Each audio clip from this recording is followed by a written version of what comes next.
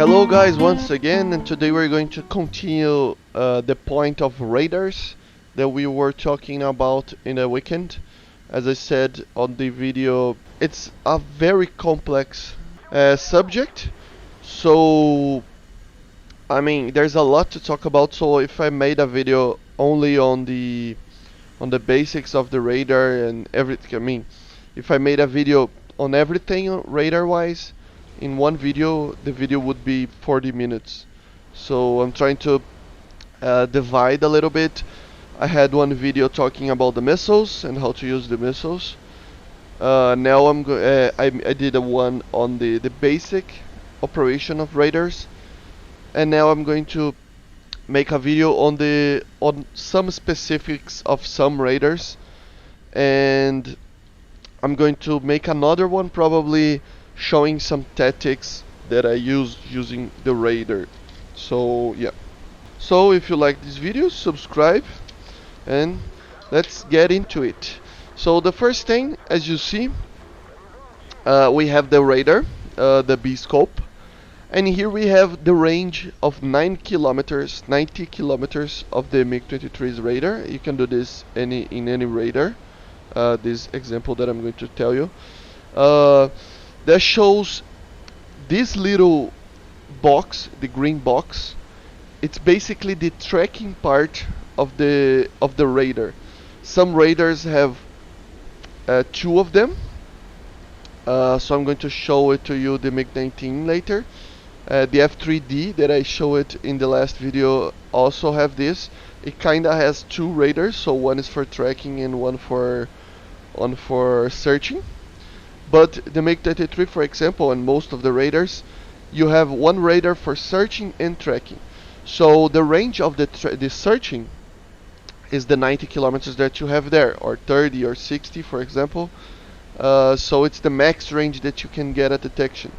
Of course, these ranges are much lower than that. I think in the MiG-23 is like 60 kilometers or something in fighter-sized aircraft, or bomber-sized ones, and fighters are a little bit less. But anyway, and on the green box, if you see this green box, this is the tracking radar. Tracking radar range. So yeah, you have the box, this green box, that you have to get the target inside of it to have the lock that you want. So for example here, the target is in the box. You just click the lock button and it's going to lock it up. You have the ranges of the missile on the side there. So yeah, pretty much that's just it. You have to maintain it. You can actually, after the lock, you can actually do this. Oh. You can actually try to take the target away from the box and you won't lose the target. But to get the lock, you need to have the target inside this little box. Okay, so that's the tracking part of the radar. And here we have the radar of the MiG-19. To have another example of that, here we have two radars. One is the search radar and the other is the tracking radar, as you see on the X-ray. You see the both antennas there. But yeah, if you try to lock something out of the green box, you cannot have a lock. Okay, so let's see what happens when you get inside the box. You get a lock. Okay, so this aircraft has two radars, as I said, so it can actually keep tracking other targets while you're trying to maintain the lock of the target. So it's a different type of searching and tracking. But yeah, a lot of aircraft have this. And as you see, you cannot take the target away from the green box. So some radars have the ability to do that, some don't. I'm not gonna show every single radar in game because there's a lot of radars. So if you have a favorite aircraft or something, just try to test it out and see what happens. Okay, so yeah, let's see the MTI and the pulse Doppler modes of some special radars in the game right now. So here we have the pulse Doppler mode added to War Thunder, which is basically just a way to detect targets near the ground, filtering out the ground clutter. Uh, very basically how it works. It's very complex subject to talk about. It's very hard to explain actually, just showing pictures and stuff and talking about it. But the way it works is just using the Doppler effect to actually filter the ground clutter out. So it's going to, the radar is going to detect the ground, hence you have the ground clutter, and you're going to have the same response time once the wave of the radar hits the ground and get back to your radar. It's going to be the same because the ground is stationary. And the aircraft that you are approaching or the aircraft that is getting away from you, it's going to have a different wavelength to compared to the the emission that you made. And basically the computer of the radar will calculate the difference, take your velocity of your aircraft out, and then he's going to detect the target. So it basically uses the difference of speed and wavelength between you and your emission and the receiving emission that you receive from the once the radio wave that bounces from the target, and it's going to detect that it's a different wavelength than what's receiving basically from the ground. So basically filters out the PD. Actually, this is the way the MTI works on the MiG, but it's basically the pulse Doppler is the same. It's just it doesn't compare to the ground clutter. Okay. I mean, I'm very basic in this explanation, but the PD itself uses just a wavelength to detect the target and ignores everything out. And the in the MTI uses the ground clutter as a sample. So uses the ground clutter to know what is a different thing from the ground clutter. So you're going to have spikes of frequency changing, of wavelength changing, and then the radar will basically just read this and note that it's different from the ground clutter, and it's going to change. So that's the principle of the MTI. So yeah, very similar to each other, but very different as well. MTI being more cheap and more less reliable and a little bit easier to make, since it's a very old technology the Russians used in the 50s and 60s for the AA detections of the radar detections, ground radars that they had, and early 70s they used that way of detecting people. Okay, so late 70s the Russians everybody had already pulse Dopplers, but in the early 70s they have this type of technology, and we have the MiG-23, which is the M variant, which is the first main produced variant of the Soviet Union. As you see, the ground really don't matter, because the radar itself, it's just not seeing the ground clutter. So as you see, looking straight down, and the radar just really don't care. So yeah, basically the idea, the tactic wise, is to use the PD mode while flying towards the enemy. Okay, I'm going to show the vegan as well in a couple of minutes, but it's just that it depends on the radar. The Kai has a different radar, a much more modern radar than this one. So it depends on the aircraft that you're flying.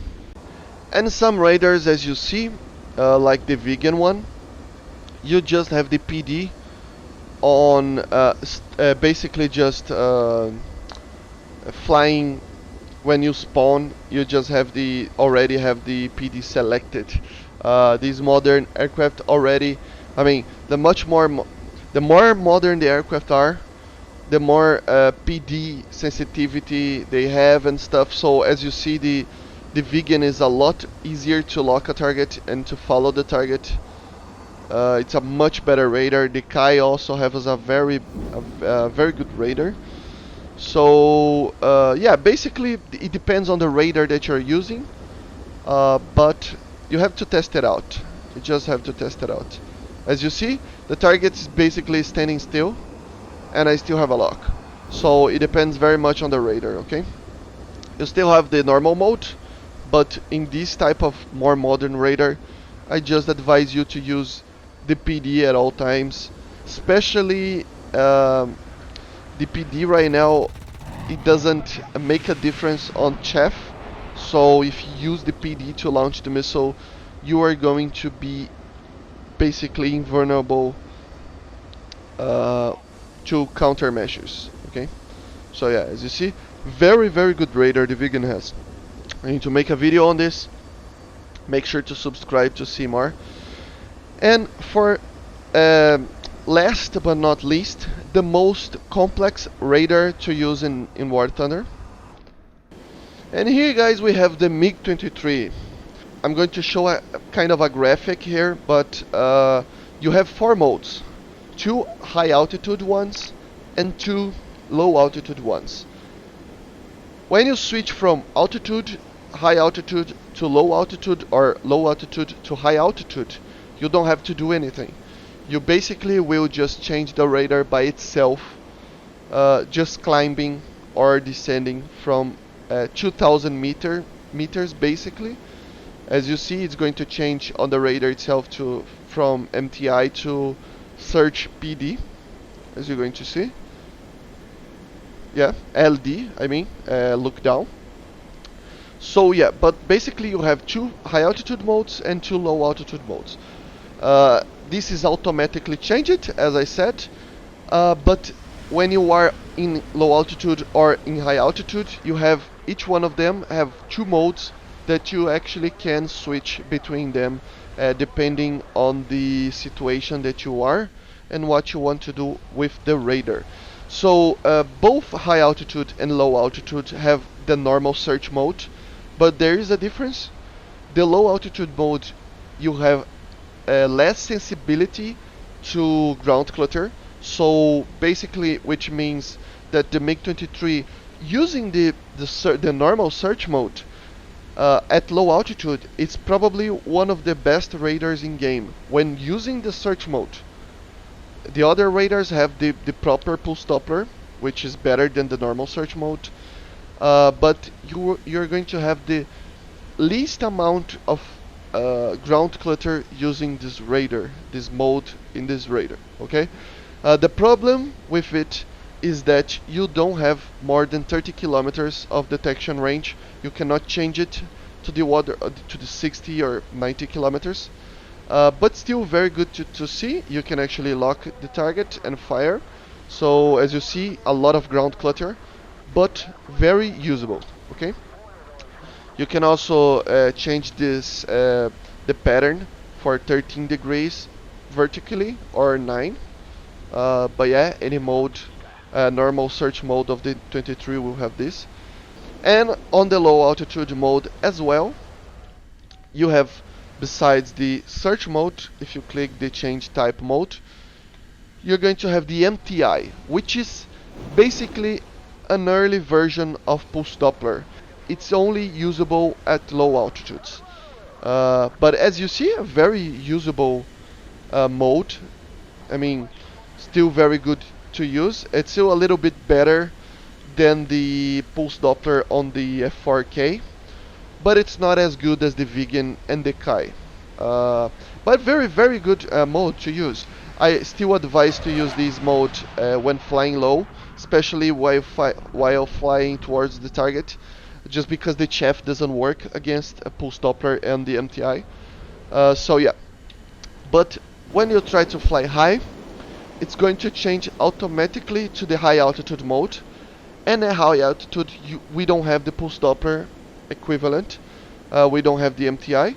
Another note on the MTI is that it's early 70s technology, so it's kind of limited, but we have a very early MiG-23 yet, so once you get the ML or MLA or any other variant, late 70s variant, we're going to get PD, the MiG-25 PD as well as pulse Doppler. So yeah, if we get a MiG-25 for example.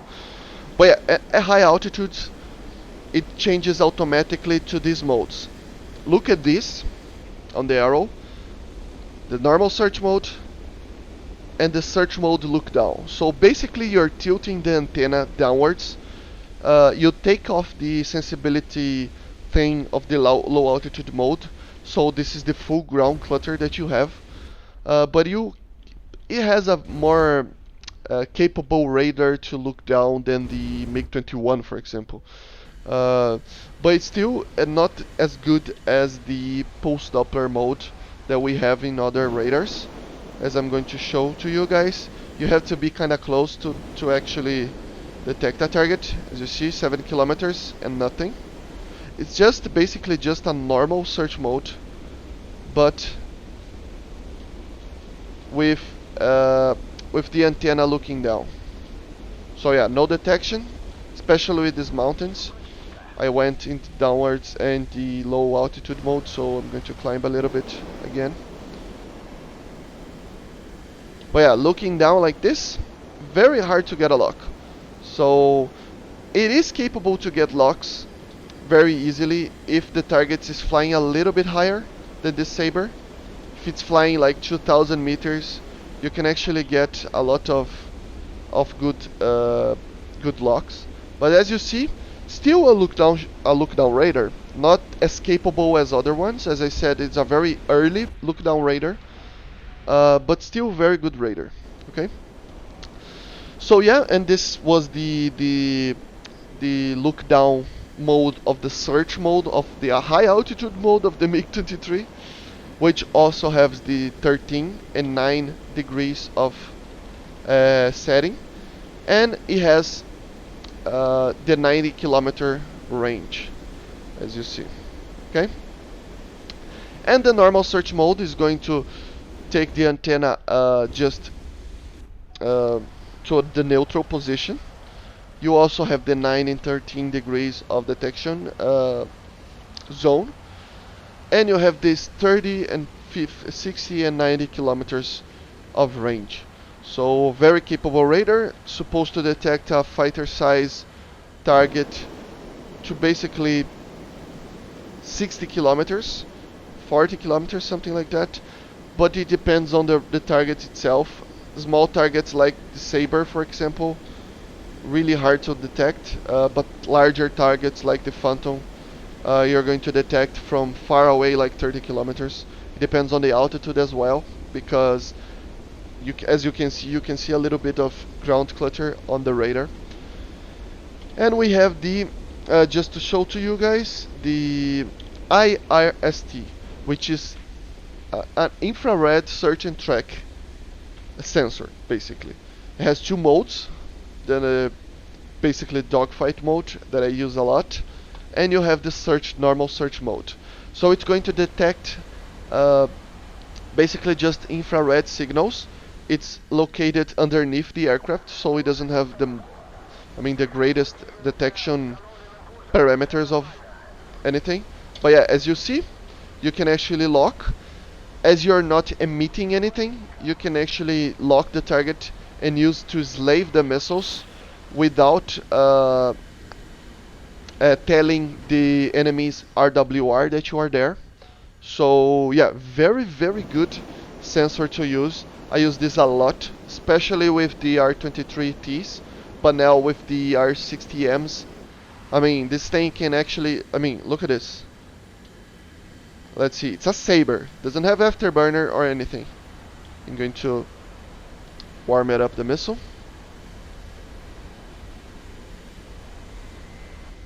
Look at this, it's detecting the target at 2 to 3 kilometers, and it's a saber. So a phantom, for example, you can actually lock from 4 kilometers and use to slave the missile. You can actually try to slide slip a little bit while you're heading to the target, while having the lock, and shoot the missile by your side, basically, like a kind of a off-bar shooting.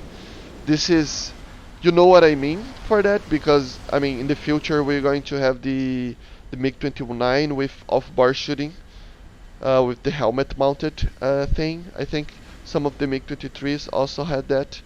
So this is a very good sensor to use, and a very good sensor to just to have to detect targets in general. I mean, please guys, use this a lot. You're not going to be, I mean, you're going to like a lot, okay? And the last thing that I want to show to you guys, I forgot to show before, is that the MTI has a 5-degree detection range, and it doesn't tilt the radar antenna to anywhere. So very limited, and still 30 kilometers, okay? So yeah, I hope you guys enjoyed the video. I'm going to do more videos on radars and missiles, so subscribe if you want to see more. Click the like button. And if you have any suggestions or something that you want to correct me, just leave it in the comments. Thank you, and see you guys on the next one.